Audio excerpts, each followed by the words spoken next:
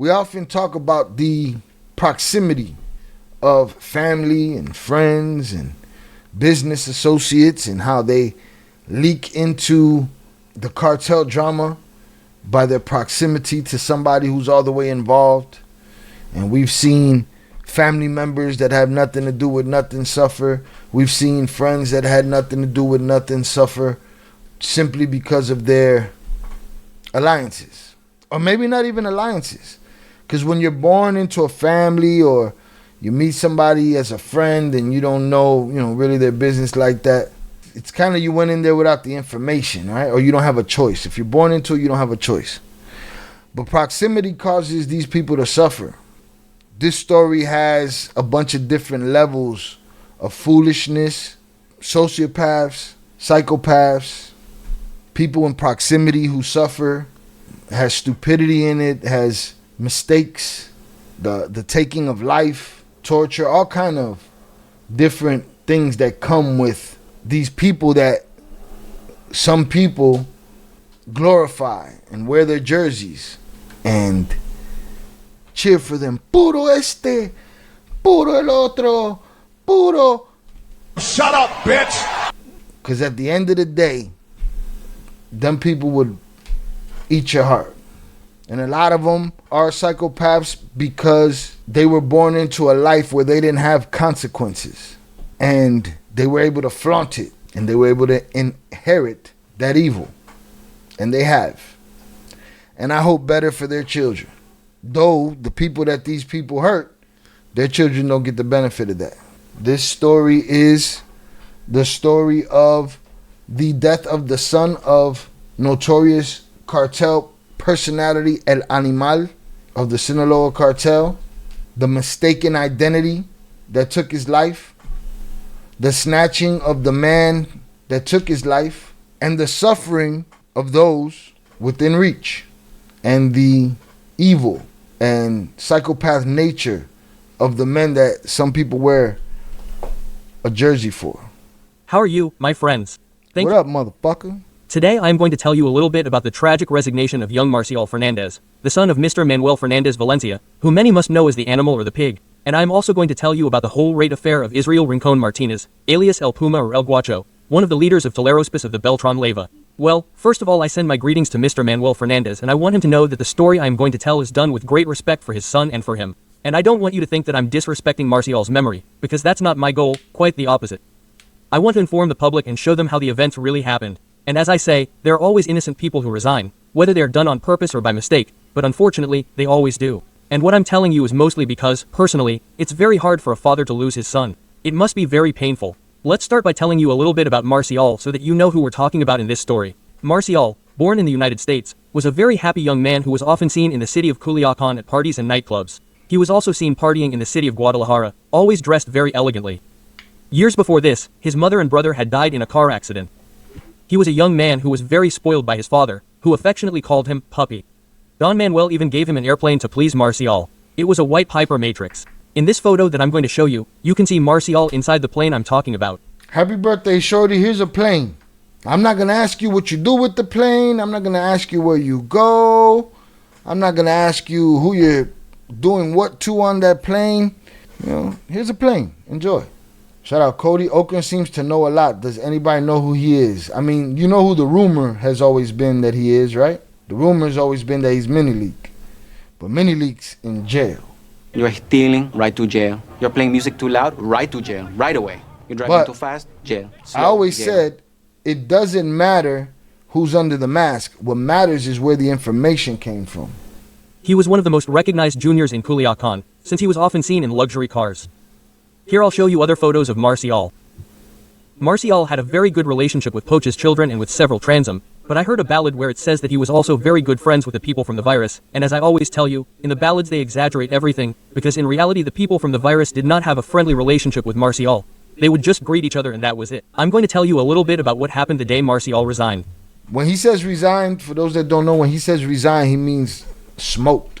First of all, and very important, it is important for you to know that that day Marciol was driving a super luxury car, a white Ferrari. That car belonged to his father Manuel Fernandez and had just arrived in Culiacan from the city of Guadalajara that same day. And what very few people know is that the car was given to Manuel by the Flores twins from Chicago, since they were partners for a while. Don't get Yo, you motherfuckers out here giving away Ferraris and shit, man. Fuck, man. Coño, man. Coño, man. Shout out JP, wherever the fuck he at.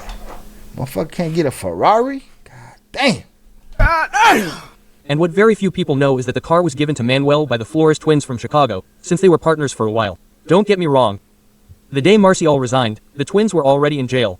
I'm telling you that they had obviously gotten the Ferrari from Manuel years before. I'm explaining this because some might get confused and think that the twins sent the Ferrari to Manuel that day or something like that. That day Manuel and Marciol were together when the white Ferrari arrived in Culiacan, and Marciol, like any other young man who wants to show off a new toy, asked his dad to lend it to him so he could use it that night. Manuel said no, that he would lend it to him later. And Marciol kept insisting and insisting, please, Dad, lend it to me. And Manuel wouldn't agree. Marciol told him, come on, Dad, lend it to me and I'll do whatever you want, give me the terms. And Manuel said yes, that was fine. I'll lend it to you, but I don't want you to get wasted in it and I want you to go home early because it's dangerous to drive a drunk car like that. And Marciol, of course, immediately accepted and said, yes, that's fine, I'm going to get in early and I'm not going to drink too much. That's how Marciol took the Ferrari. And in those years, what any young person in Culiacan did was go to where the young people met to waste gas foolishly. All they did was drive around and around and around while they had a drink or something like that. More than anything, all they could do was use it as an excuse to show off the vehicle they were driving. So, just like any young person in Culiacan. Clout, everything.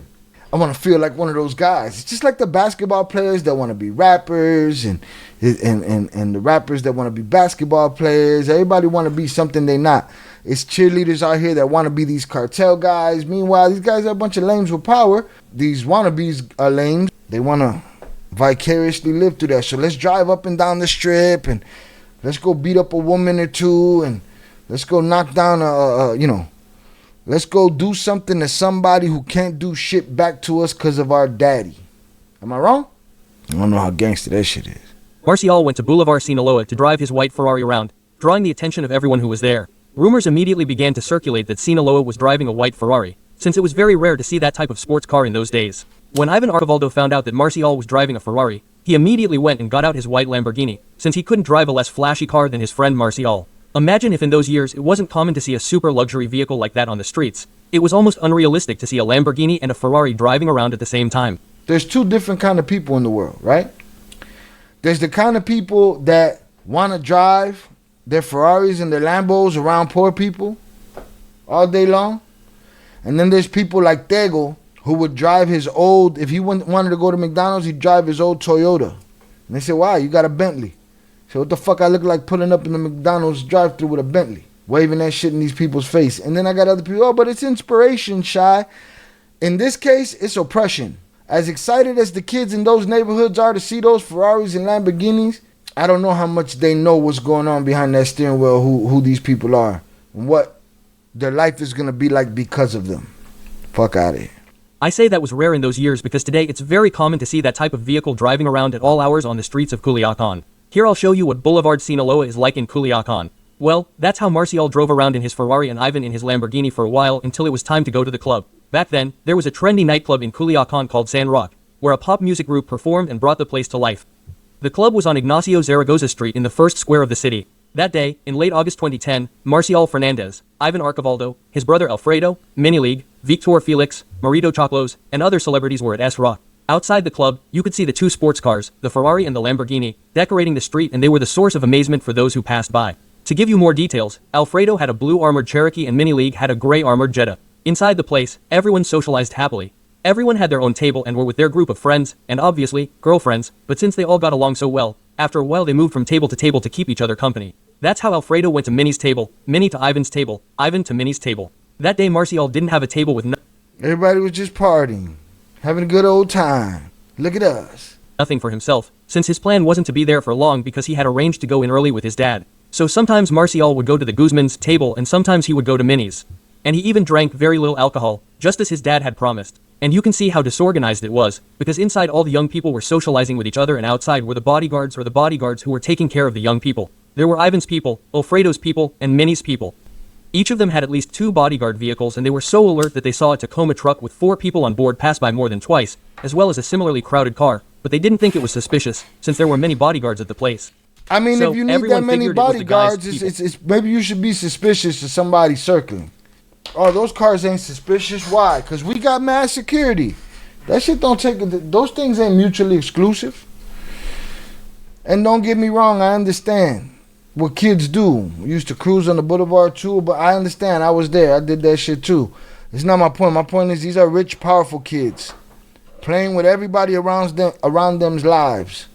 So set the scene. Ivan, Alfredo, Mini Leak, all these guys are at the party with Shorty. Shorty that just borrowed the Ferrari from his daddy. Daddy told him, don't drink and drive the Ferrari. You don't want to be driving no Ferrari drunk. Hard enough to drive that damn thing sober. They're all hanging out, showing off all their shit, living the life that so many alucinas want. And then, disaster strikes. And I say disorganization because if they knew that at that time Culiacan was in a conflict, why didn't they take a radio and use it for what it was intended for? Shai, what he's saying is that all the kids that were in the club had at least 2 vehicles with bodyguards. And truthfully, those bodyguards didn't even think they were important enough to be with security. So a lot of times they're out there just bored, bro, wasting your time because the kids have them where they go.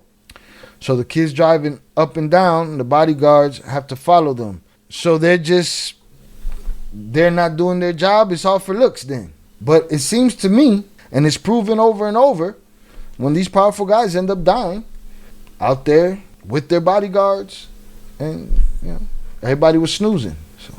So security out there fucking off. They not paying attention, and you know, which is dumb because motherfucker, your life on the line too.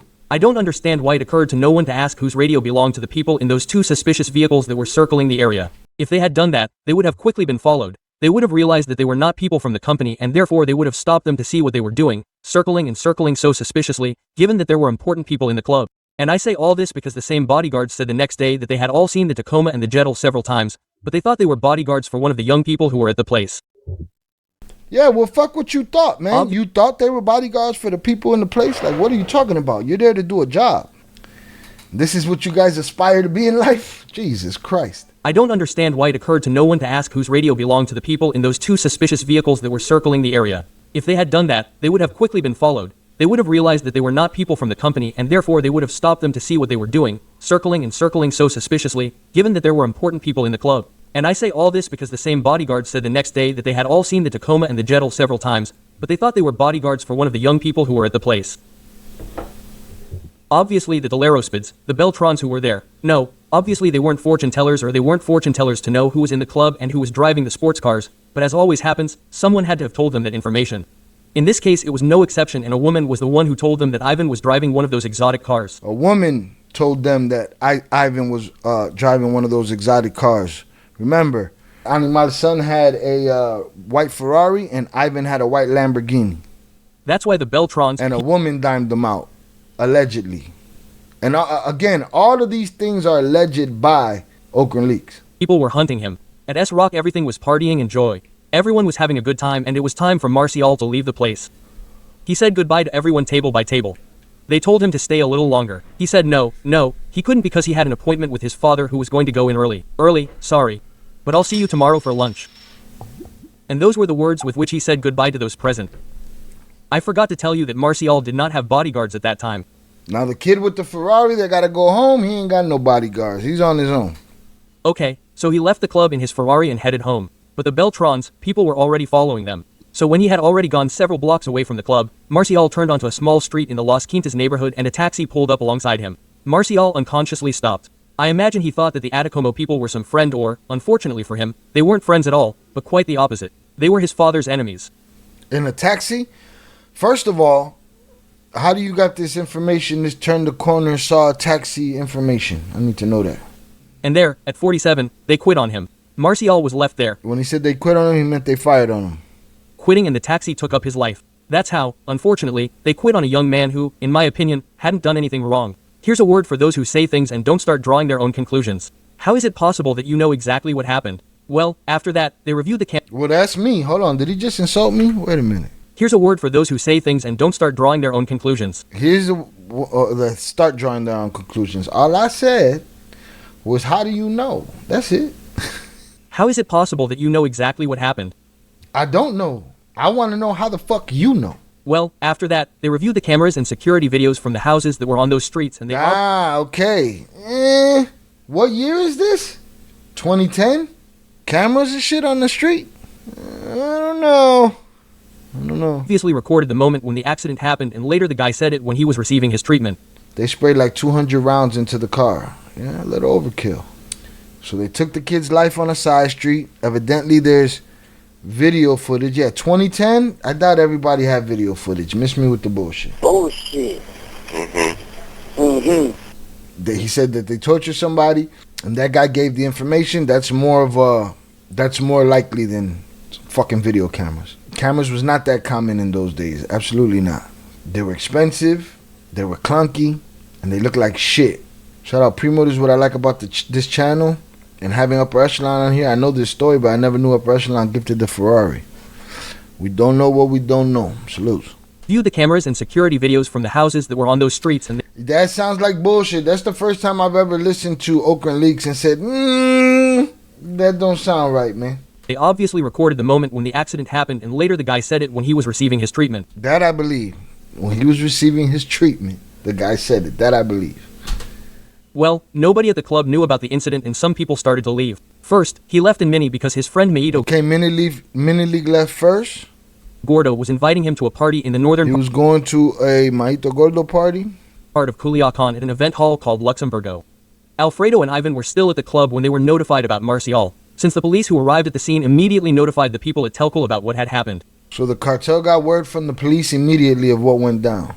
Alfredo got in his armored Cherokee and sped away from the place. When he arrived, Marciol had already resigned.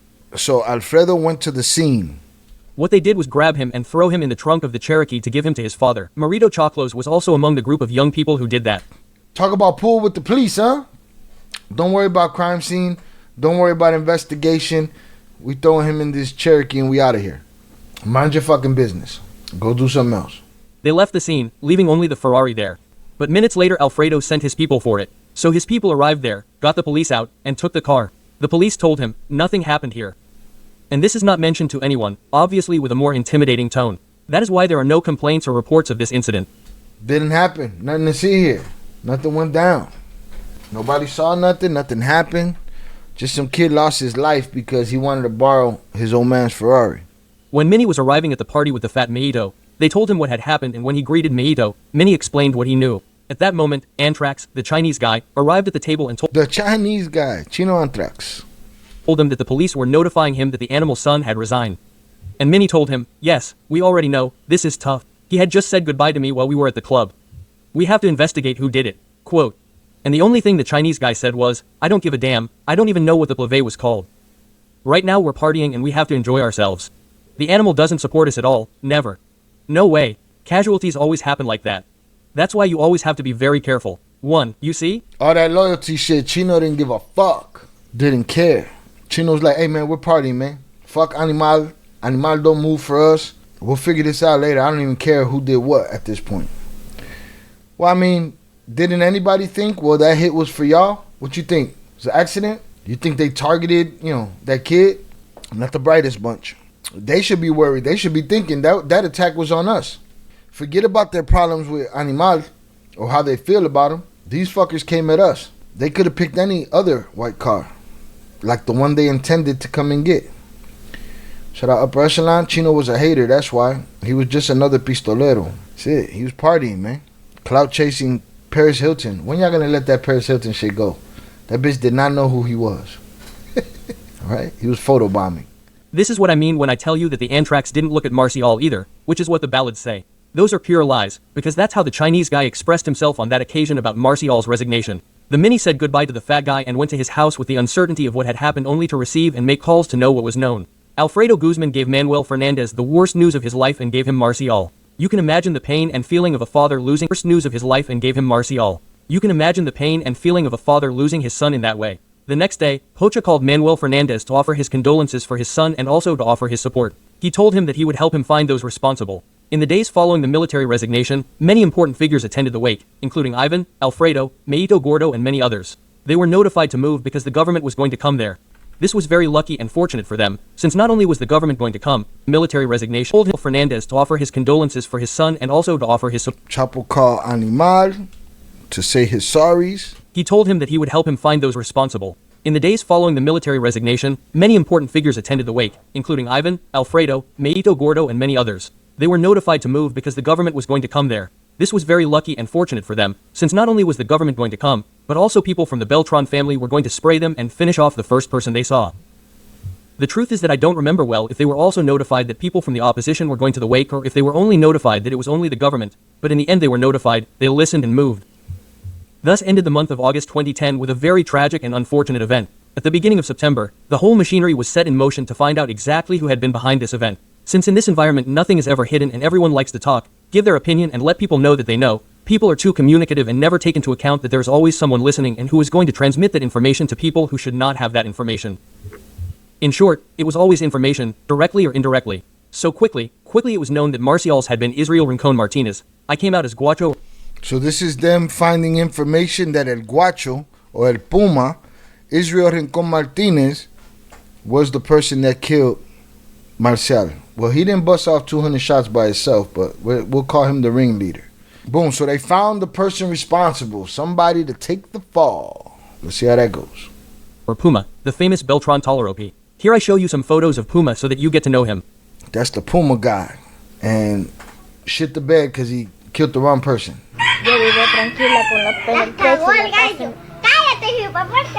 I wonder how long after a hit like that did they find out that they got the wrong person. He probably left out of there happy as shit, talking about, yeah, got Ivan. Woohoo. Next thing you know, they're like, nah, got the wrong guy, papas. Oh, no. Well, as we have already said, Guacho was brave and tough and knew the people of Pocha perfectly, since he himself before working for Mochimo had been a person and very close to Pocha.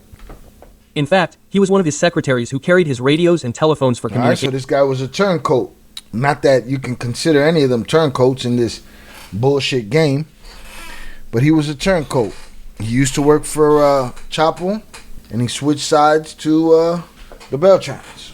What happened to Guacho was what Jay saw coming after the cartel splinters. Smart move to get the fuck out. See, now you're back to saying smart shit. Agreed. In fact, he was one of his secretaries who carried his radios and telephones for communication. In Culiacan, they respected him because they knew that he would get stuck. Talking a little too much and getting off topic a little, as I tell you about this character of Puma and I tell you that he was brave, well, if people thought that Guacho was brave, forget about it. Kalo's son, Cholito Warajo, he was the terror of Culiacan, as some people say. They had no respect for him, they were afraid of him, he was a tough guy. And imagine, Pocha never took his family out of Culiacan, not even when he fought against the Arets. Well, he never took his family out of Culiacan even when he fought against the Beltran Leyvas. During these times of conflict against the Beltrans, he had to take his family out of Culiacan and sent them to during this time of conflict with Canada because of Cholito, because he was afraid that he would screw someone because he knew what he was like. Okay, so I guess the Beltran Leyvas had a bad motherfucker. But Cholito is not Guacho, right? It's a different person. So Chapo sent his family to Canada because of Cholito. He was afraid he would hurt someone. He had to send all his children to Canada. But I'll talk about that in another chapter later. Well, when it was known that the kid was responsible, a search campaign began by the brothers Ivan and Alfredo, since, first of all, the kid had proven to be very dangerous and, if Marcial had been the one to do it that time, it could have happened to any of the young people in Culiacan. And secondly, they had to make a good impression on Manuel Fernandez, since he was their main source of income. Gold, so to speak, since it made them earn immense sums of money, therefore, they had to please him. AKA, we better go find out who did this and find out quick or they're gonna get us next time. The two brothers spoke with the Mini and asked him if he would help them, and they agreed to do a media campaign against the Guacho and print thousands and thousands of photographs to distribute among the people and offer quite large sums of money to anyone who provided information about Come on, man, that's not snitching. You making flyers and be like, hey, this guy shot up our boy. Y'all know where he's at. These guys are putting out campaigns to get him. Canada seems like a popular place for narcos to hide. I thought about that the first time I heard this or read it. I think Vicentillo also was in Canada for some time, according to the book El Traidor. Yeah, man. Canada seems like a little tuck, a little tuck away. There's many narco families there because they don't need visas. Canada? Come on, Canada. They're going to start pointing their finger at you next. Oh, y'all running asylum? Well, technically, United States of America, you running asylum too. Asylum you're here 6 years and have your asylum. So, I don't know. I don't know who's fucked up and who's not. So, boom, they're hunting for the dude that did it. Trying to get all their shit in check. Guacho, or if it was better to have him published. They passing out flyers with dude's face. That sounds like some snitch shit. Next levels. Promoter, street team snitch shit. These are the photos that I am going to show you. They are some of the ones that were printed in thousands of copies. In the places where the copies were made, the workers looked very scared because the bulletins were made like in the old days. They said, wanted alive or resigned. If you have information about this guy, contact these numbers or any member of Telcar. The workers at the establishments had never seen this before and were therefore very nervous. Here I show you the photos that were printed of Guacho. Boy, look, Guacho, boy, feeling himself. Nervous. 30 pounds, wet and wearing boots. Super gangster. Here I show you the photos that... Look at him. But look at that shit behind him. Probably not his. Feeling himself. Got his foot on shit. Got his pink shirt on. I'm a bad motherfucker, man. I know those shoes don't look good to run in. Were printed of Guacho. They printed those pictures, man? These look like selfies, man. What was selfies like in 2010? Huh? When that iPhone 1 come out? When did selfies become prominent? On the one hand, the photos were taken, and on the other hand, they told all the people, whether they knew or didn't know, who could help them with information about Guacho. The truth is that Guacho had Culiacan in check. They raided several places that were known to belong to Guacho or that could be related to him. Other places were not raided. People simply arrived and sprayed everything outside. Dang. And that was in different sectors of Culiacan. One of them was this one that I'm going to show you. Here they sprayed it outside. It's on Ciudades Hermanas Street, and later it was learned that Guacho had indeed been there with his wife, Aislinn Araujo, and that, in fact, they had spent a birthday party for one of them there. Since Está feito el vato. Little ugly motherfucker. Guacho was wanted by everyone, and there he was, on one of the busiest streets. From Culiacan, almost in plain sight of everyone. This is the photo outside the house so that you can get to know it. Look like a little church. Look like a humble little place of prayer. Weeks and days went by and the Guacho was nowhere to be found. So, Ivan and Alfredo pressured their father to demand that the little boy, Alfredo Beltran Guzman, put the Guacho in, since they knew that he had communication with him and that he paid attention to him. I think he's saying Alfredo Beltran Leyva. I think he's talking about Mochomito. What the fuck is his name? The little Mochomo? So, the Chapos summoned Alfredito and read him the riot act.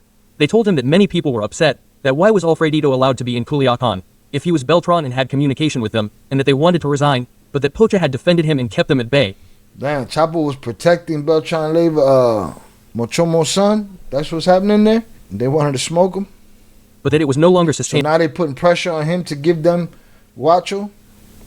Yeah, just dealing with psychopath shit all day long. What money is worth that shit, man? That he had two options, either put the Guacho in, or leave Culiacan and, therefore, immediately, he would become an enemy, and they would... So that was the ultimatum. Give us Guacho, or you gotta get the fuck out of here. He's related to him, that's why. That's why what? He's protecting them? They all related to him. They all got smoked. They didn't give a fuck. Relation, smellation. They didn't give a fuck. Go after him, and no one would protect him. It's probably a leverage. He had a timer on him, probably, you know. You see, they're already putting pressure on him. Don't worry, leave him alone. For now. Canable, that he had two options, either put the Guacho in, or leave Culiacan and, therefore, immediately, he would become an enemy, and they would go after him, and no one would protect him. See, there's people in the world that are so delusional, alucinas, that believe that losses are not for them. Losses are only for everybody else. You know, and everybody holds the L eventually. Tarde or temprano. They hold the L eventually. Sooner or later. They think that, I had a guy in the comments today, well, if I was the twins, I would have had $1 billion. I would have spent all the money and raised an army, and they'd have to get it back in blood. Now, you got to understand, sometimes you're going to get bitch slapped, and you're going to hold that L. And if you ever want to win, you better do it quietly, and then get your get back. I wonder what Alfredito decided to do. You think he protected Guacho? You think Alfredito, was like Ivan in the tunnel? Remember they told us he was in the tunnel with his father, talking about, come on, can't kill my friend. Huh? Or he said, all right, man, go on, take him. Get him the fuck out of here. Clearly, Alfredito did not think twice and accepted. There's your answer, Upper Echelon. I wonder what Alfredito decided to do. Alfredito clearly didn't think twice and agreed to collaborate. Clearly, Alfredito did not think twice and accepted. Collaborate. That's how they made the plan to meet up with Guacho. This is Alfredito Beltran's photo so you can get to know him. Alfredito spoke to Guacho and told him that he needed to see him to discuss some very sensitive issues, but that he should go alone because everything was very heated. Guacho... That's it, crazy. He didn't give a fuck. Alfredito didn't care. It is what it is. Ah, man, Guacho. These guys wouldn't be looking for me right now if you would have took their ass out when you were supposed to. Huh? Accepted him immediately, since he was his boss's son. They agreed to meet at a house that Alfredito had arranged with Ivan and Alfredo to carry out the operation. That's how the day of the meeting arrived. Guacho arrived in a van at the agreed-upon address and sent a message to Fredito asking him to open the gate. Inside, quite a few 50-year-old Tolerospis were already waiting for him. So boom, he shows up, and Guacho shows up with somebody, and he tells him to open the motherfucking gate, right? He had told him to show up with nobody. He's saying, I don't know if he's saying there was 50 pistoleros in there or 50-year-old pistoleros in there. He means pistoleros, okay. Already waiting. So that's it. They on your ass, Mr. Guacho. 50-year-old Tolerospis were already waiting for him, ready to act as soon as Guacho entered. Guacho put the van in the garage and got out of the van. Alfredito was waiting for him at the door. When Alfredito saw that someone was coming with Guacho, he complained and said, "Didn't I tell you to come alone?" And he told the kid, "That's all there is to it, so you can be on the lookout for the radio and the phones." And after that, the kid went into the house. As soon as he took a step inside, the guys from the 50s pounced on him. One grabbed him from behind, another snatched his shorts from his waist, and two others tackled him. The surprised kid shouted to the little guy, "Hey, Alfredito, what's going on? What's going on? What's going on?" Quote, when the Guacho's companion heard the screams, he got out of the truck, but by then Alfredito had him in his sights and shot him with a burst of .47s, and the boy was left there. They open the gate, they see him with the other kid, they tell the kid to take his ass back to the van. Guacho walks in, they take him down, the kid hops out the van, and Alfredito smokes him. Proximity. I don't know who this kid was, if he was considered security, if he was just along for the ride, if he was a family member. We know what he isn't, and he isn't alive anymore. In the meantime, they tied up the Guacho, and another of those who were there was Barbarino, the famous character from the ballad El Regalo Caro. The boys from the 50 took the tacuor from the Guacho, which was a silver .38 that said El Patron, and on the handles had the image of Mickey Mouse and diamonds, and they also took a short MP5 plated in gold. Oh, you got diamonds and Mickey Mouse on your gun. It also had some diamonds. Neither of the two weapons were reported. The Tellerospi simply kept them. Shout out Upper Echelon, he was indeed his security. Okay. He didn't secure shit. Didn't even secure himself. Oh no, he wasn't his security, he was his secretary. Miss me with the secretary. These secretaries all seem to get smoked or some shit. The MP kept the 50 for himself, and the Mickey Mouse one went to another boy who was the Bears people, but who had also participated in that. They're already collecting his guns and whatever he had on him. Almost at the same time, in another location, another operation was also carried out to catch one of the boys who worked for the Guacho. There were 2 or 3 who caught that same guy. Now, please pay close attention because in past episodes I've seen that you've made comments about Guacho's interrogation, about the people and where this interrogation took place. So, I realize that you're confused by what's been in the news and what's been mentioned in this podcast. Here I want you to understand it clearly, that's why I ask you to pay attention. Well, since Guacho was in their possession, Alfredo Guzman called Manuel Fernandez to tell him and give him the news that they already had Guacho in their possession. Yo, that's every daddy's dream, right? Get your hands on the motherfucker that did your son dirty. They call up the father, who unironically is named El Animal. As soon as he knew where he was going to be, he was going to let him know so that he could send him there. Guacho and his boys were taken to the town of Las Piedritas on the Dorado side, to a place owned by Bravo. Here I'll show you the coordinates of this place again, and that's exactly... Oh, yeah. Looks like the middle of nowhere to me. If you right here, ain't nobody hearing shit in here. They probably own this, so ain't nobody hearing shit there. Definitely not hearing nothing over here in these dog coops or chicken coops or whatever the fuck. Just you and the guys that want to tear you limb from limb. Some of you guys in the comments are tough enough to do that shit. Well, quite a few people gathered at that place. Since Guacho was a person of great interest to the Sinaloa organization, everyone wanted to go see him.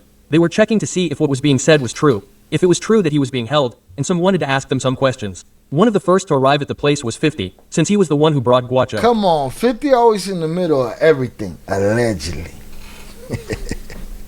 I don't know who the fuck 50 is. They're not talking about 50 Cent, man. There was Bravo, Ivan, Alfredo, Juancho, Barbarino, Mini League. Everybody was there. Everybody's in the building for their pound of flesh. We got us a squirrel, y'all. Then Ovidio arrived little by little, then Mayo Gordo, along with him, Chino Anthrax, Poncho Arce, Cheo Anthrax, who also brought colors, a guy from Mini and many more. But anyway, inside the bathroom I'll explain, Guacho was under the shower. Next to him was Bravo, who was the one who was giving him the special treatment. Sitting on the toilet was Juancho with a notebook writing down everything Guacho said. Behind Juancho was Barbarino. In front of Guacho were Ivan, Alfredo, Mini. Bro, this person is speaking from the perspective of inside the room who was sitting where they were standing, what they were doing. It's a lot.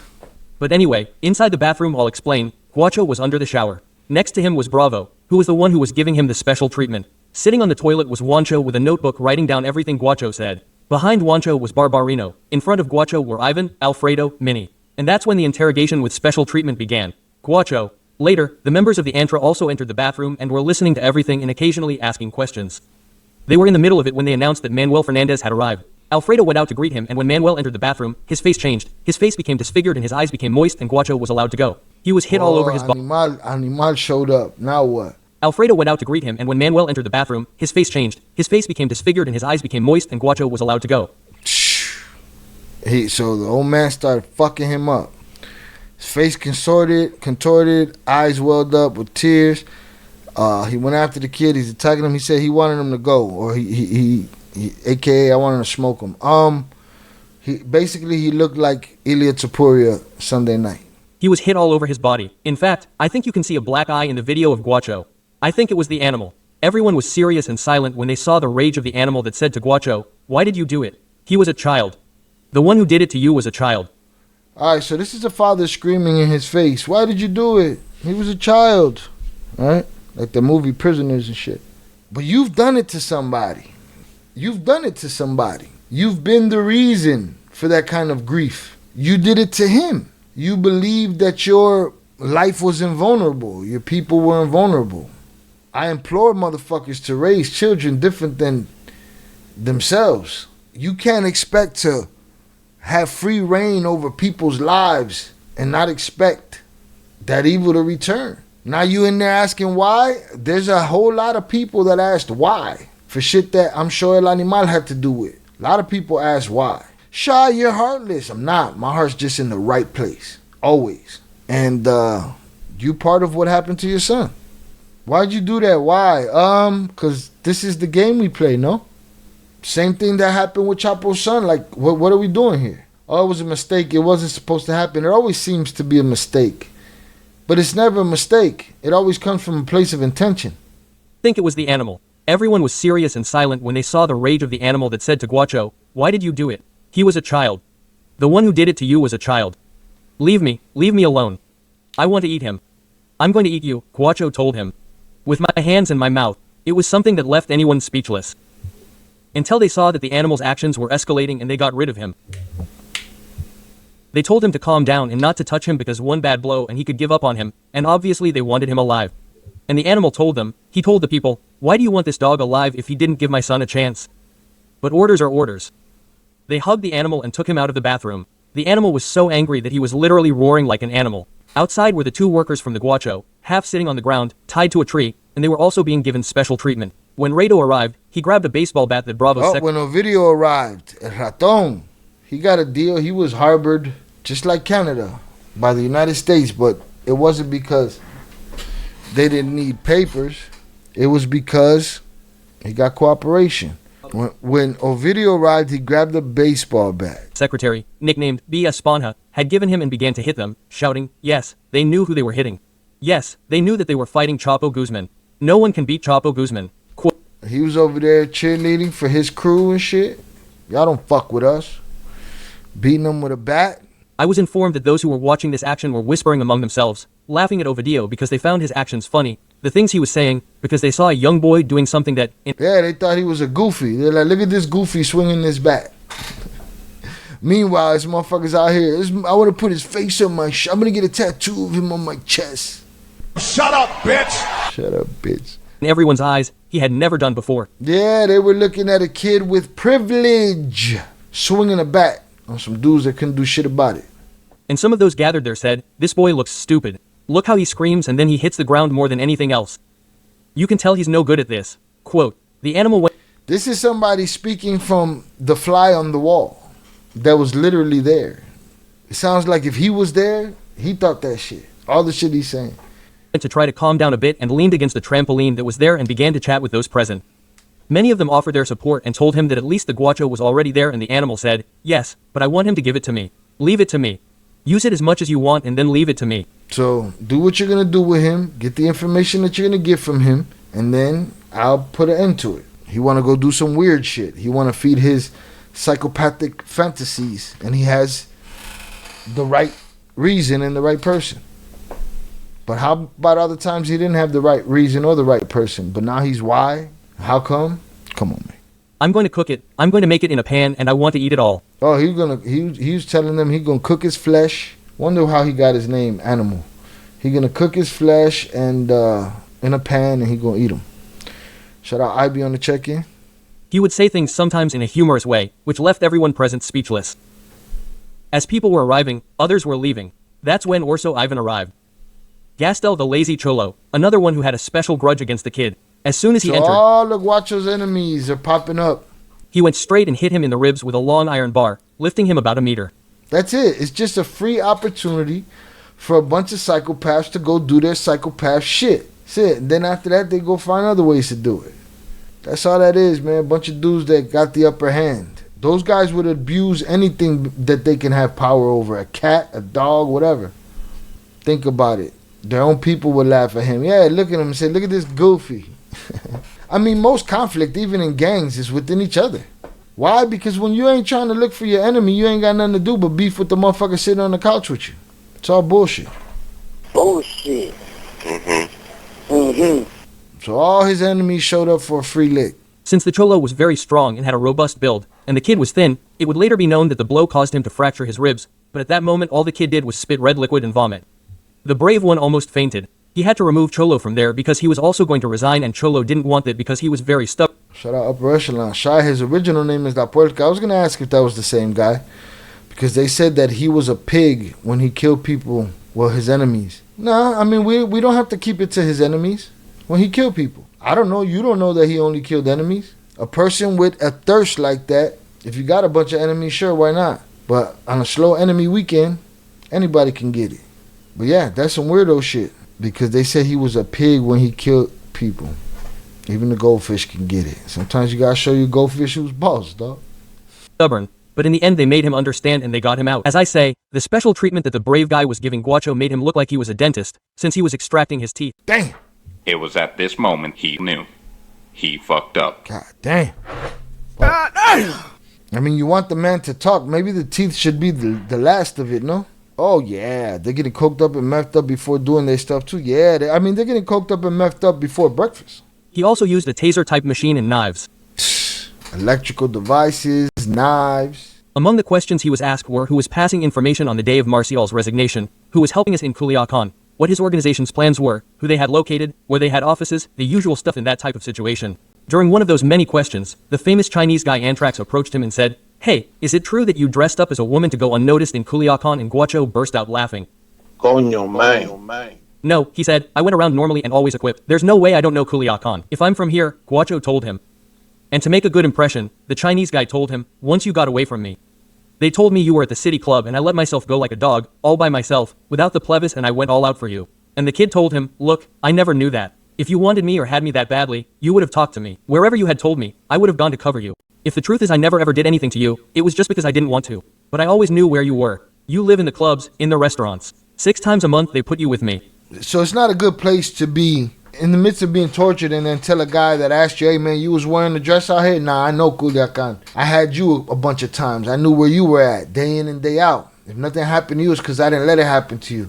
Well, guess what, Papa? He don't give a fuck. He does not care. We do not care. He don't give a shit. I never did anything to you because the orders they had given me were to go for important people and more on the guy's side, referring to the pocha. And I knew that if I screwed you over everything would get complicated because everyone was confident. And why stir things up on the eve? Get ready, because who knows, you're putting yourself in the gym, at parties, at clubs all the time.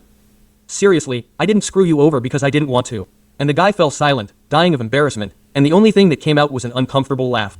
And the guy said to him, well, they probably stole on him, cut him after that. How dare you humble me in front of everyone? You know me well. I don't know why that lack of confidence. You should have talked to me and we would have met up wherever we were to shoot each other, and he left the guy speechless. Well, the special treatment continued until the moment came when the guy started to vomit a lot. He was already starting to lose consciousness. That's when Bravo called Dr. Alan Ayala to provide his services and leave the guy as good as... They went straight Kiki Camarena style and went and got a doctor. Keep him awake. I could think of Tommy from Goodfellas when he's leaving after the argument with Billy Bats, keep that motherfucker here. When Dr. Allen examined him, he told them, don't do anything to him because he's in really bad shape. He has internal injuries and he gave him some IVs, some injections, and that was it. He said, he's going to be vomiting red liquid. That's normal. Keep giving him fluids. If he gets worse, call me so I can come over. Well, that's how it ended that day. The next day, a meeting was called for lunch at a ranch owned by the lawyer called Las Cañitas. Pocha, Yoma, the lawyer Guacho, Manuel Torres, Barbarino, Gringo Payan, Pocha's 4 sons, Ivan, Alfredo, Ovidio, Joaquin, Manog, and many more met there to eat in the afternoon. Once the sun had gone down and everyone had eaten and socialized, Pocha told the brave man, compadre, send for the kid so we can see him. In less than 15 minutes, the brave man told Pocha, hey, there's Bravo in the van, get him down and bring him here or put him in the warehouse over there. And the Pocha answered them, okay, take him to the warehouse, we'll see him there. After about an hour had passed, the Pocha got up and told everyone, well, let's go see this guy and see what he has for us. What could he say? Day 2, they brought in the big dogs. Said, Chapo, it's your turn, bro. Let's get at this dude. They gave him a purple prime and kept working. Yeah. Let's get him hydrated, get him a little Gatorade or something. Keep it moving. And about a group of 20 people walked from La Palapa to the warehouse. Here I'll show you the place where the gentleman first saw the Guacho in the warehouse of the Las Cañitas ranch. When everyone entered the warehouse, they could see the Guacho leaning against the wall, sitting on the floor with his legs stretched out. He was wearing different clothes than the day before, since the one he was wearing was torn and dirty, stained with red liquid, and the dirtier it was, the dirtier it was. That's why Bravo had ordered clothes for the golden one. When Pocha saw him, he said, what happened, kid? Did you think I was never going to catch you? And the guy just shook his head and shrugged his shoulders and answered, no, listen. He answered, Coño, man. God damn. Chapo said, you know, we almost got you, motherfucker. Did you think I was never going to catch you? And the guy just shook his head and shrugged his shoulders and answered, no, listen, here I am. Then Pocha told him, you've been doing a lot of damage in Culiacan. And the guy replied, you know, it's one's job. And he kept asking him more questions. He asked him about Chapo Isidro, about the Gonzalezes, about the musician, about Hector Beltran, and about more people who weren't so well known. The guy always answered him respectfully and told him that he could help, that the truth is that the company didn't support him and that if Pocha wanted him to give him a team and that he would work for them, that he should give him the opportunity. So he's trying to make a deal with Chapo for a job? Hey man, let me help you out, bro. I got you faded, bro. And Pocha was telling him, calm down, kiddo. Let's take it one step at a time and take it slow. First, tell me where these people are. Can you help me locate them or get their phone number? Yeah, listen, the guy said, of course, I don't know where my phones are. The cops who caught me must have them. But you send me to get some phones and we'll start looking for them right now. I'm starting to make some calls to locate people, but it has to be soon because when they realize they have me tied up here, that they caught me, everyone is going to change their... Okay, here's my problem with this shit. How you ripping his fucking teeth out and then expecting him to get on the phone with anybody? Huh? That's why the teeth probably should have been at the end, you know? You ripping his teeth out, now you want him to act and shit?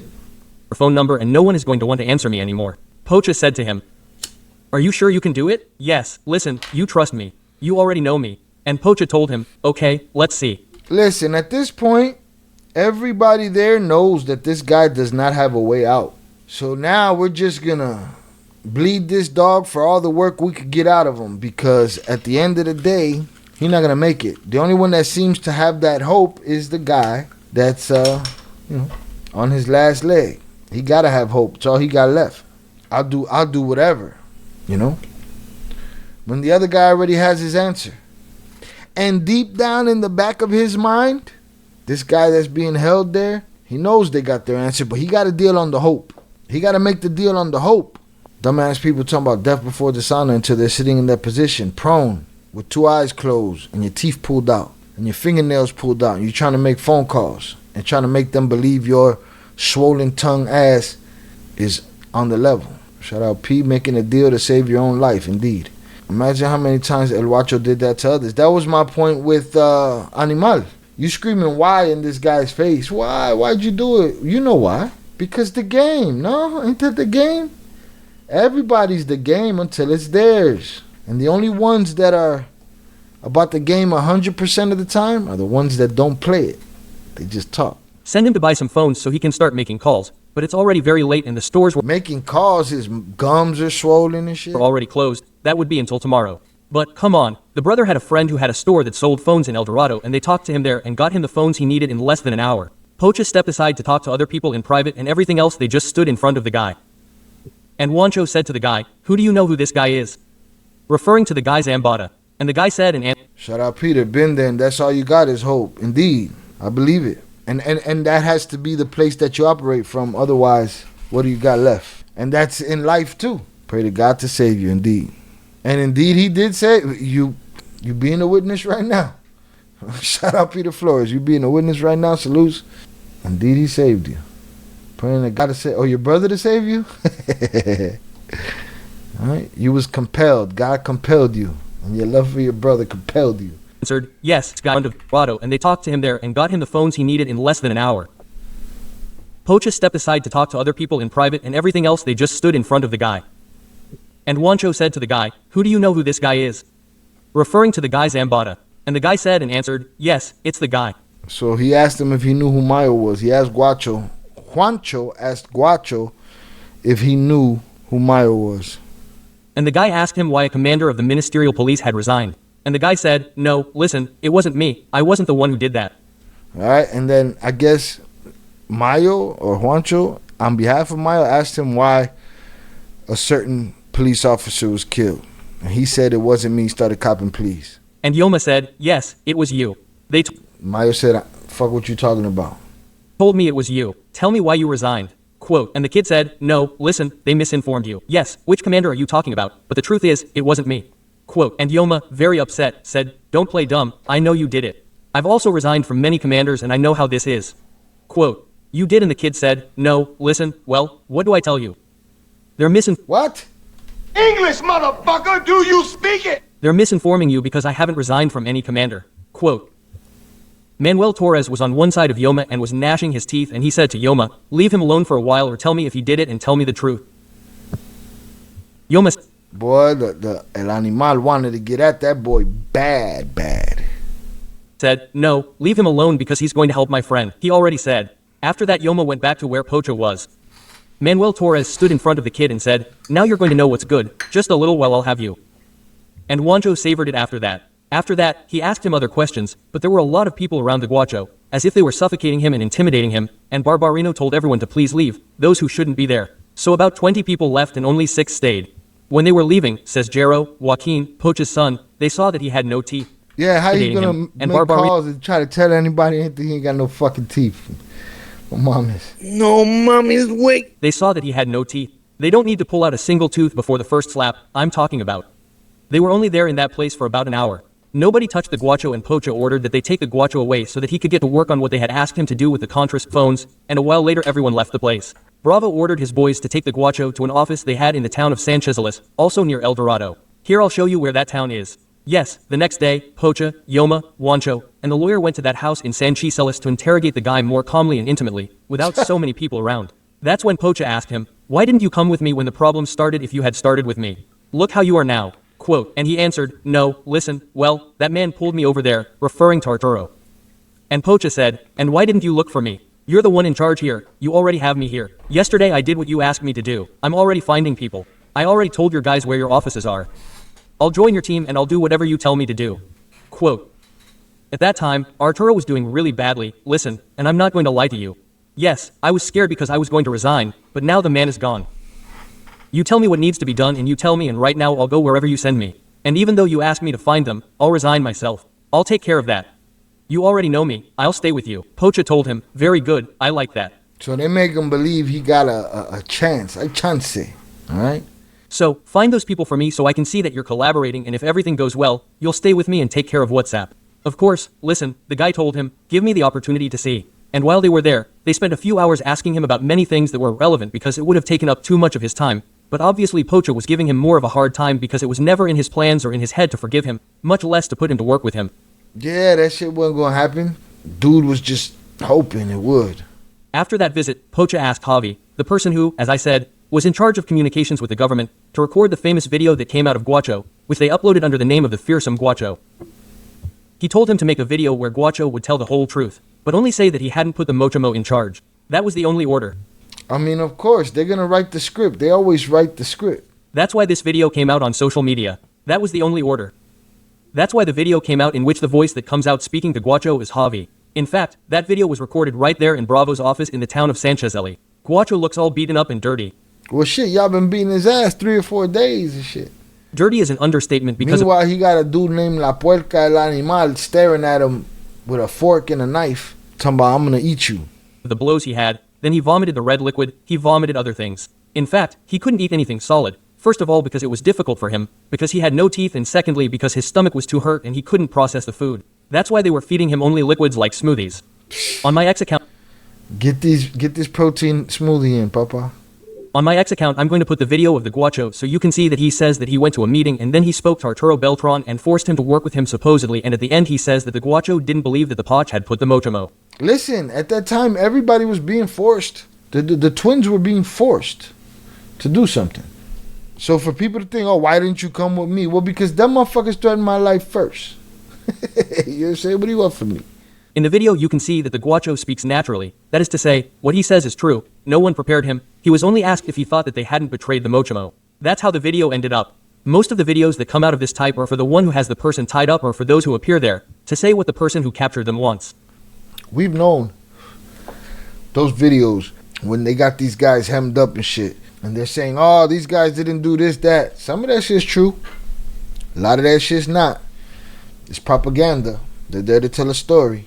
You should never believe this type of video 100%. During the days that Guacho was collaborating with his captors, he gave a lot of valuable information about the people who helped him in Culiacan, both men and women, about the offices he had or where he was hiding.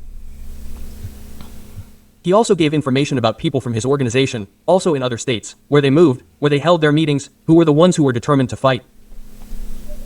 Around there, in a house, in one of those collaboration sessions, was when Guacho said that, well, the thing with Marciol had been a mix-up. That he wasn't interested in Marciol at all, that he was going by Ivan, but that they got the wrong car, since they were both the same color and style. There it is. He was there for Ivan. He was there for Ivan, and he ended up getting Marcial. He said that there were some young women who were the ones who passed on information about all the movements that they found out about the Chapitos, the Malitos, the Chino, and the Mini. Listen, they were sitting around, tricking off, pillow talking, looking like they was live streamers before live streamers, living the life, chicas champagne. Meanwhile, shorty want to get that little check. She said, listen, this motherfucker is at the Manhole nightclub every fucking first Friday. They sell that little piece of information. One of these women that Guacho said he helped was Yamilet Bonilla Perez, an 18-year-old girl. Shut up, Velez. Damn, couldn't tell the difference between a Lambo and a Ferrari. It's that rancho, el way. He's a ranch guy. So they knew, them girls knew everybody's movements. Why? Because these dudes tricking off. I think she really likes me. She liked that Lambo. She liked the power. But at any moment, you could be drunk, have a fit, end her life. Next thing you know, you get away with it. Nothing happens. Or she said, let me cash this opportunity in and sell this information. Too much information and shit. One of these women that Guacho said he helped was Yamilet Bonilla Perez, an 18-year-old girl. That's why the decision was made to resign, and they gave it to him at his own home. The Tolerospis came in and he showed up right there, resigning. They killed her? Here's a photo of her so you can get to know her. 18 years old, don't know shit. Don't know shit at 18 years old. Nothing. Got herself in a pickle she couldn't get out of. That's it, it's a wrap. No opportunity for redemption, no tomorrow. There is no tomorrow. During those days, the Guacho was collaborating and saying what he thought could save him. Several names, locations, and the Tolerospis began a series of operations that included breaking into houses, hitches, and resignations in some parts of Sinaloa, especially in Culiacan. They also gave rides to other women. And what's up, man? While this dude's missing, nobody gives a fuck? Nobody's looking for him? Nobody cares that he's gone? Beltran Leyvas are like, you getting hit. Information is out there. You ain't seen your boy. Nobody looking for him. There's no beef over him. Knowing the information that he was privy to and shit that he knew. Shout out Patricia. Shy, it's biblical. The woman makes or breaks a man. Coño, man. Coño, man. In this situation, she tried. Ended up breaking herself. Who the Guacho said were the ones who helped him. But they had relatives well connected to the business and their resignations were forgiven, since one of them was in charge of renting him the houses that the Guacho needed. Later, as a follow-up to the information provided by the Guacho, they also arrested Islina Araujo, who was the Guacho's wife. She was not given any treatment, since she began to cooperate immediately, without needing anything to be done to her. So she wasn't tortured. She was like, wait. Hold up. Wait a minute. Let's make a deal. Bravo was very upset because he didn't like that Poch was courting her during interrogations, and Bravo said that this way Pocho wouldn't know everything. So Bravo is the guy that's doing the torturing and the interrogation. Let's just say the interrogation. Everybody's doing the torturing. The girl comes in. She don't want no problems. Let's make a deal. But the interrogator is upset because Chapo is courting her. What does that mean, he's courting her? That means he's trying to fuck, right? During this moment of business. We've heard he is a sexual deviant, not in the good ways. We heard he is an addict to the point where he had to have, in Mayo's makeshift hospital, a bombita put in, a pump put in, because he was an addict, couldn't control himself, has so many fantasies and so many women at his disposal. And then what happens when there's nothing at his disposal and he has that kind of power? What does an addict do? You ever seen a crackhead not have no money for crack? What happens when a monster like that is on the prowl? Huh? Shy, who knows if these girls even knew what they were giving information like that and what it would mean? Psst. Loose lip conversation. Pillow talk. Just throwing shit around. Maybe some felt like they had something. They had some information. And then other ones just talking. Too much information and shit. And that just talking get them in a situation they'll never get out of. They don't think the evil's that evil. But they're the evils. The evils are out there. You can't tell the evil how evil it's going to be. Just like these 14-year-olds that pick up the gun for these fucking guys and become paper soldiers. They don't know what the fuck they doing. Guilt by association, basically. Well, like I said earlier, how we started all this. Proximity. These people were too close to certain people, and that proximity was enough to take their life. That's it. He began to pressure her until he made her his own. Oh, he began to pressure her until he took it, until he got it. How much pressure is it when torture's on the table, right? We already know she wasn't game for torture, so she said, hold on, let's make a deal. And then a person that we know, and there's artists right now, rappers, singers, they're out there right now wearing shirts with his face on them. But we know for a fact that he's had 15-year-old girlfriends, so imagine what we don't know. Allegedly, old girl had a choice between torture and busting down for a little guy, and he got his way. And then you look at his delusion. These men think that they're the handsome men that are going to play them on movies and TV. So they have fantasies of being with women like Kate de Castillo and just thinking, if I give her an interview, if I trick off, because that's what he did, if I trick off on her, maybe she'll throw it at me and I don't have to take it. But if I have to take it, well, then I have to take it. Oh, she brought an American actor, Oscar Award winner with her. Fuck, it's not a good look. Maybe I don't get to smash this time. Dirty, dirty, dirty little man.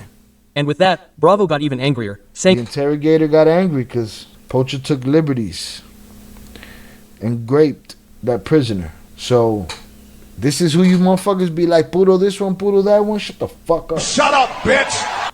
Shut your fucking mouth! Chinga su madre, ya valió. That she was also guilty and that she deserved to resign. That just because she had something she couldn't say between her legs. And with that, Bravo got even angrier, saying that she was also guilty and that she deserved to resign. So the interrogator wanted to smoke her, but that dirty old man wanted to keep her around, so he had something to play with. That's gangster? Is that gangster? That's not gangster. You look like a thirsty in front of men that don't even respect their children. The fuck? You didn't raise respectable children. Something she couldn't say between her legs. It wasn't fair that he should let her go, since she had had to do with the actions of her opponents. And he told his boss that, but obviously in different words and more calmly, but he did tell him that she should be given her resignation, and Pocha, since he had already eaten her up, was already eating her up. He told him, no, buddy, we're going to forgive her. She's forgiven. She's mine now. That's a dirty old motherfucker, man. I can't respect you if you wear him on your shirt. Pablo Escobar, none of these filthy motherfuckers, man. Kalo, her father was a good friend, but Bravo knew that it wasn't because of that or Kalo. It was because the girl was pretty and young. Well, now I'm going to tell you one of the anecdotes from when Guacho was in Sanchez's office. Ivan went to see... Mind you, in all this time, they done sick the father on him. They done black dude's eyes up. They done poked him with a big-ass pole. They done cut him. They done tased him. You know, all of the above. They done pulled his teeth. All of that shit. His girl got tossed up by Chapo. He's still alive. Child pornography. Bravo was no joke. Bravo was like, we got to smoke this bitch. She gotta go. Well, now I'm going to tell you one of the anecdotes from when Guacho was in Sanchez's office. Ivan went to see him and asked the kid why he was so angry with him. Bro, and the kid told him, listen, if I'm due by now, like, god damn, y'all done asked me every question. Hey, Guacho must have been a bad motherfucker, man. Because everybody had a bone to pick with this fucking guy, man. Everybody had a bone to pick with dude. You know, Anthrax wanted to ask him, cause hey man, you was running around here in a dress? He said, nah, I was out here not killing you. Ivan, what's up, man? Why you don't like me? Why you mad at me, bro? Why you trying to take me out? You had to deal with the old man. Like, I'd have been done with the questions. Like, man, well, y'all smoked me already? Fuck. In a normal and unconcerned tone, I don't know. The order they gave me said that the main target of the kids was you, because it was your fault they had grabbed Alfredo. Ivan went to see him and asked the kid why he was so angry with him. And the kid told him, in a normal and unconcerned tone, I don't know.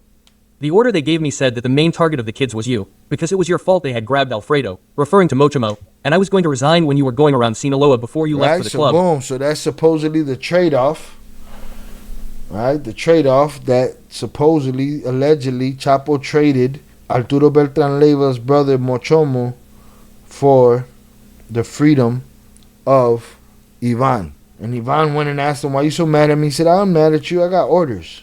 And the orders are because your father traded you for Mochomo. But I didn't make it there. Quote, when you had already left. Ivan's eyes seemed to pop out of his head with anger. The next day, Ivan took members of the Anthrax to where they were keeping the kid. Bravo had the same fate. They did the same. They did the same to him. They did him the same, okay? Now, just for example, for instance, if they would have done it to him and his kid, Papa, you did that shit. You part of that shit. Don't ask nobody who, why, how. That's the game, right? But again, that fate came back to him. Yep, and Bravo got it too. So they brought the Anthrax back to fuck with him some more. Drinking at dawn, and one of them went into the bedroom where they were keeping the kid.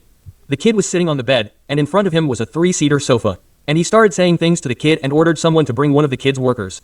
And he sat him down tied to one side of the Anthrax member. And with a cutting object he began to hit him and hit him and hit him, stabbing him, hitting this part. It began to splatter everywhere and he told the kid, look, if you look, right? This is going to happen to you. He gave up on one and ordered them to bring the other one and he did the same. The kid was all stained with the red liquid because it was splashing on him too. The Anthrax member looked like he had gone to paint a painter's house red, excuse me. This ain't gangster shit. This is just psychopaths that would do this to you. They do this to your child. They would do this to your mother. They would do this to your sister.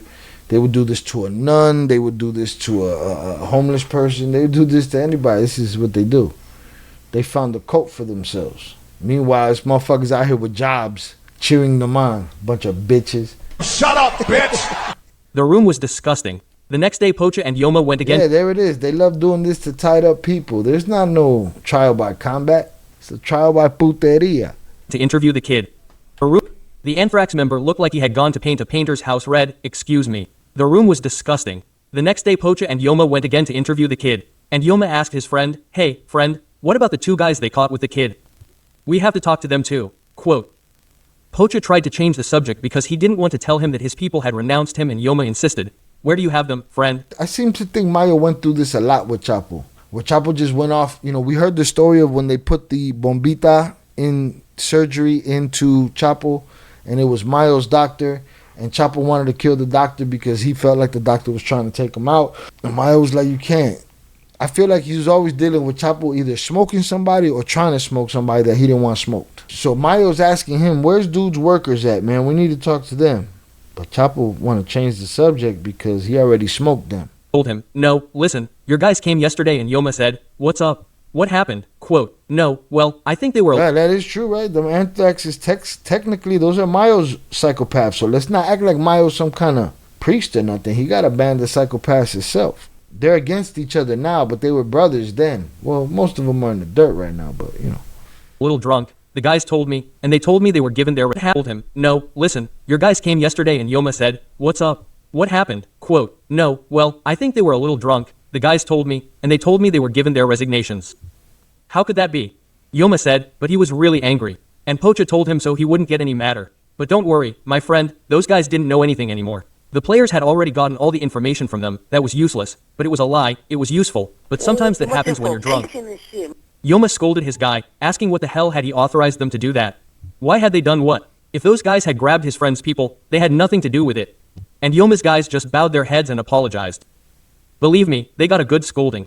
The next day, they took Serafin Zambada to see Guacho, because he was stubborn, wanting to see him since... Serafin, the little skinny one y'all don't hear too much about. The one that did his time in the U.S. prison and is free and went to the courts to see his father when his father was brought to this country by the Chapitos. They brought Serafin Zambada, who's already a free man on the street, to see Guacho. Shout out Upper Echelon Shy. What's crazy is that you have the recordings that we did when an Animal is telling Musico that all he wants is to be at peace, make money, and be with his family. Yeah, maybe we should go through that. Maybe we should go through that recording sometime next week. I'll get an outline transcript put together, and maybe we'll go through that phone call. Bought it to see Guacho. The next day, they took Serafin Zambada. What the fuck are you doing there? Should you be playing video games or some shit somewhere? Because he was stubborn, wanting to see him since he hadn't seen him. Because he was stubborn since he wanted to see him since he hadn't seen him. And when he had him in front of him, he hit him twice in the face and quickly said, "The one who was carrying him, calm down, don't hit him because he's sick and they don't want you to hit him anymore." And he began to say things that I think were very strong psychological treatment. He started telling him, your old lady, just so you know. I put her in doggy style and she sucked me all over and I put her like this and roasted her and I did the poses. Quote, what a bunch of fucking jokes, bro. These dudes are a bunch of fucking jokes. Just a bunch of sucker shit. They've been torturing this man 4 or 5 days. He's a lump of what's left of a human being. And another spoiled, entitled, privileged Cartel Jr., one that comes from not Chapo, one that comes from the man that was sitting on his high horse with his big hat saying, why'd y'all smoke these other dudes? And he goes in there, he punches dude in the face because ain't shit gonna happen to him. He's a lump of meat at this point. And he's untouchable in that scenario. That's what we're dealing here. You're dealing with lames with power. Never give a lame power. A lame will always abuse it.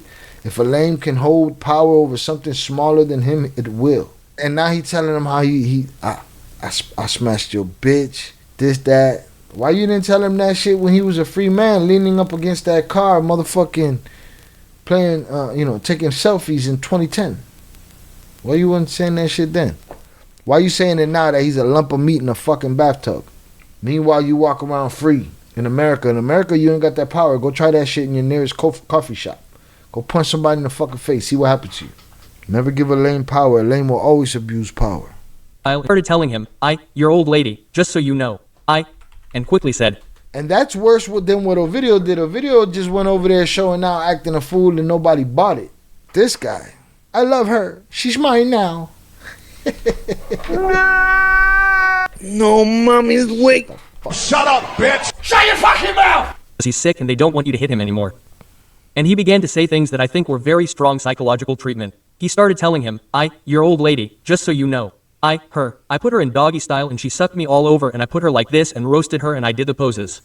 Quote, everyone there burst out laughing and the guy who was carrying Serafin said, hey, man, don't tell him those things anymore. You are hurting him a lot. You're going to drive him crazy in an ironic way, because it was too funny to see that action. Man, don't nobody give a fuck about him driving him crazy. It's more funny to see that goofy ass kid making an asshole of himself. The guy just made a face that said what he was telling me. I think in his head, I don't know, he didn't say, I don't know if I'm going to get away with it because I just saw how they ripped the guts out of a guy here next to me and he was talking to me about a woman. But well, at that moment the radio of the plebis who were there taking care of the Guacho rang, where they were told to clean everything, to put everything in order for the Guacho, because the Pocha and the Yoma were already about to arrive to see him again. When he heard this, Serafin, it seemed like he saw the devil. His face changed completely and he said he shut the fuck up. Shut up, bitch!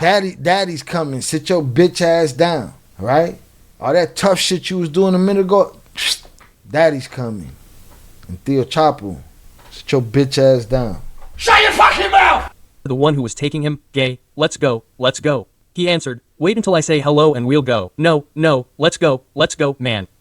If my dad sees me here or finds out that I came here to the room, he's going to piss me off and punish me. No. He's not going to piss you off. He's going to get pissed off and he's going to punish you. Because you're not a man. You in a place to be punished, right? I ain't a powerful cartel boss. I ain't been in a position to be punished in a long fucking time. Game goofy, facts. They out here, puro this one, puro that one, puro bullshit, puro goofy shit. They're the same goofies that you would be if you had the power and the money to the goofies that are out here wearing the fucking jersey and shit. Let's go, man. What a bunch of fucking lames. You see how much goofy shit we saw in the midst of this? And guess what? None of this, let me tell you something. Nothing of what they've done to this man over these days. Nothing of what they've done to his woman. Nothing that was done to them other women, none of that shit did anything for the case of Marcial. Nothing did that. None of that was to bring justice to that kid that got killed accidentally because they were looking for Ivan.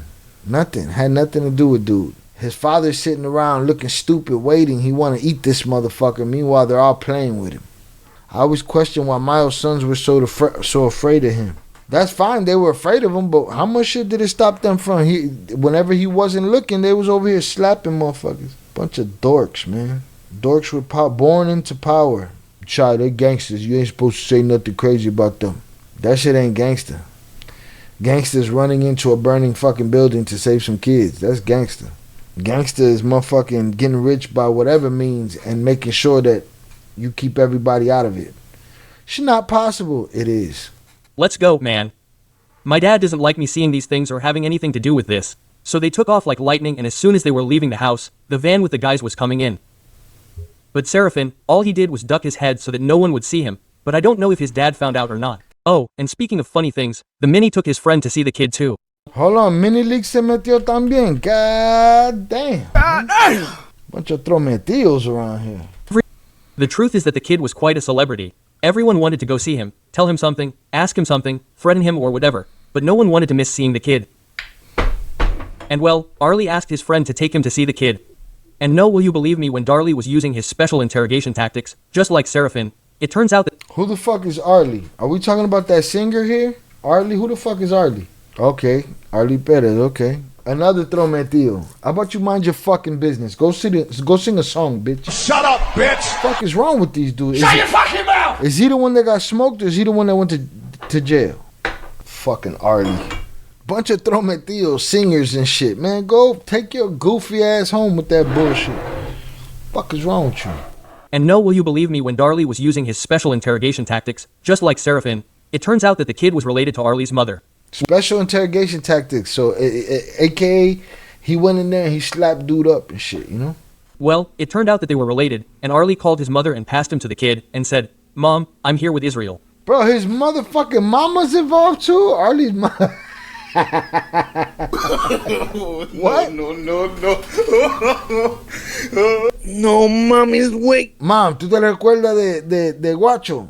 Te lo voy a pasar. Este pendejo está aquí, todo jodido. What the fuck he calling his mother for, man? What the fuck is wrong with Arlie? What's going on with Arlie's family, man? Stop singing songs, Papa. Be a gangster and shut the fuck up. And the lady said, "Which Israel?" "No, well, Israel, the son of I don't know who. I'll pass him to you." And she said, which is, like, I don't know who the fuck that is. Why you putting me on the phone with him? Trying to save him? What are we doing here? The kid greeted her, "Ma'am," and the lady simply said, "God bless you." And that's it. Yeah, AKA, you ain't no cousin of mine, motherfucker. I ain't here to rescue you. You on your own. Fuck we talk about here. What's true is that Arlie, acting like a good relative, brought the kid some smoothies so he could have something to eat because he was hungry, and he brought several flavors for the kid to choose from. Well, since the kid had given what he had to give, the possibility of the animal taking care of him was being analyzed, but at the last minute it was decided not to do so. I'm sure Animal wasn't happy about that. Like, yo, y'all sat around and played with this motherfucker for a week, and I don't give my just desserts? What the fuck are we doing here? Finally resigned was Ivan. Ivan did it, huh? Allegedly, according to Ocran leaks. It wasn't anything extreme as one would have thought it would be. He showed up on Nabalato's side on October 10th, if I remember correctly. Well, friends, this was the story of Marciol's Fuck you mean if you remember correctly? Was you there, motherfucker? Resignation and the treatment and resignation of Israel Rincon alias the kid. That's exactly how it all happened. How crazy that in a man who is captured and tortured, responsible for the death of a young man, out of that man's vulnerability and being tied up, locked down, beat down, humiliated, shit on. In his humiliation, he exposed everybody's goofy. Ain't that a bitch? He exposed everybody's goofy. A video running in there. You fucking pussy. Instead of cracking him in his shit, he hit the floor. Putting on the show. Meanwhile, the guys that's supposed to be protecting him, looking at him like, look at you, Alucin. In that guy's humiliation, in that guy's lowest moment, he exposed everybody else's goofy. We got it all in that story. All of it. Everything to let you know that that game is bullshit. They hit the wrong person. They cry over bullshit and go to war over bullshit with each other. Bunch of egos and soft tenderfoot fucking sensibilities. They're just human, y'all. Don't let the money and the power fool you. Some of them are less than human. Pay attention. I get sick and tired of street dudes that survived, because a lot of them died, but they reached this point where they just want to talk about doing good. They just want to talk about it. Do good at home, motherfucker. Raise your kids and your grandkids to not do what you did. To fight a different way. Hit the like button if you have yet to do so. Because this is a circle jerk. All these goofies did a bunch of goofy shit. And people died and suffered over it. Innocent people. 18-year-old girls that didn't know what the fuck they were doing. Sensitive ass criminals. Bruh, a bunch of fucking tenderfoot crybabies, bro. Killing everybody over nothing. Don't get it fucked up. Don't get it fucked up. It's only a different iteration of the evil that is the American politician or the dictator all over the world. Same kind of evil. What did one of them CIA whistleblowers say? They blow up the whole fucking block just to get one dude. The people are inconsequential, and I'm a believer in, Fred Hampton. All power to the people. Those are scum of the earth. Scum shit, man. They're weirdos. Wouldn't get any respect without that money. That's it. You put them on a regular city block, they're not ripping a motherfucker's eyeball out. Most likely getting knocked the fuck out. Alright, I'm gonna pitch this right here. Netflix, give me the money. Let's get one of these fucking juniors, one of these guys, one of these rich motherfuckers. Take away all the money, take away all the power, go on survive on this block for fucking 7 days, 3 days. And see what happens. Guacho was very popular to have everyone come see it. Everybody came to see that motherfucker, man. Everybody came to see that motherfucker, man. Everybody, every kid, every adult. There was women, there was ladies on the phone. The lady said, "Que Dios te bendiga," and fucking let him go to his death. That guy had a lot of problems. Everybody was mad at that guy. You got a motherfucker like Animal screaming in your face, telling you, "I'm gonna fillet you with some fava beans, and I'm gonna put you on a plate." You got fucking Ovidio taking a wiffle ball bat to your forehead, but missing every time. You got Chapo telling you, "Hey, don't worry, you're gonna work for us again. Let me borrow your bitch real quick." And then he go and he take it from her because he's a piece of shit. Then you got Mayo with his virtue signaling, like this virtuous man. Why did you kill those 2 young men? Meanwhile, his spoiled ass son come over there to punch on a wounded man and tell him what he did to his woman, right? What the fuck are we talking about here?